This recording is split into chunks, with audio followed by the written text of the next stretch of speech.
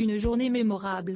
Ce mercredi 5 juillet, les cloches de la cathédrale Saint-Gilles ont retenti dans toute la ville d'Édimbourg, en Écosse. 2 mois après leur couronnement en l'abbaye de Westminster à Londres, Charles III et Camilla Parker Bowles ont de nouveau reçu les honneurs. Pour l'occasion, le gouvernement écossais a sorti le grand jeu. Une grande procession royale est partie du palais de Holyrood, résidence officielle des Windsor, pour rejoindre la cathédrale Saint-Gilles en passant par le Royal Mile, la rue principale de la vieille capitale écossaise. Comme lors du premier couronnement, le prince William et son épouse Kate Middleton étaient présents à cette journée exceptionnelle. Le prince et la princesse de Galles, surnommés le duc et la duchesse de Rothesay en Écosse, ont participé à une procession depuis le palais de Holyrood jusqu'à la cathédrale Saint-Gilles. Si elle a rivalisé d'élégance dans une robe blanche signée Alexander McQueen et une imposante cape aux couleurs du drapeau britannique, Kate Middleton était à couper le souffle dans une robe manteau bleu roi signée Catherine Walker. Et les parents de George, Louise et Charlotte ne sont pas les seuls à avoir chamboulé leur agenda estival pour assister à cette journée exceptionnelle. Des représentants de nombreuses communautés et organisations écossaises ont aussi répondu présents.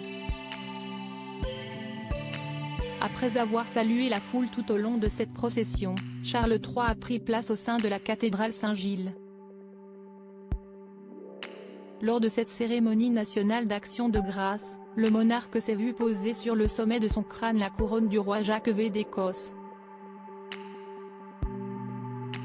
Il a également reçu une épée d'État et un spectre fait d'or et de pierres précieuses.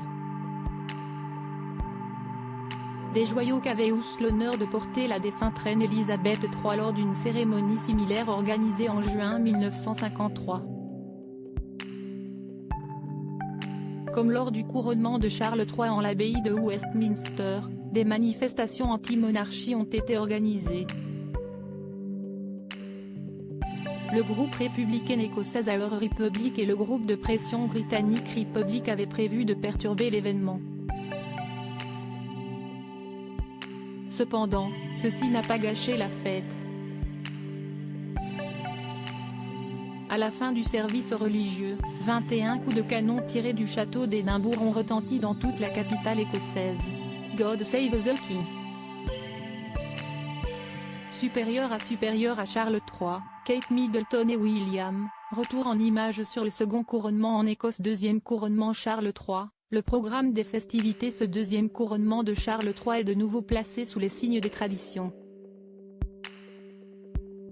Pour marquer la fin de l'office, les Red Arrow Force a prévu un spectacle des plus exceptionnels. Comme lors du premier couronnement le 6 mai, les forces militaires aériennes ont effectué un vol au-dessus du Royal Mile d'Édimbourg.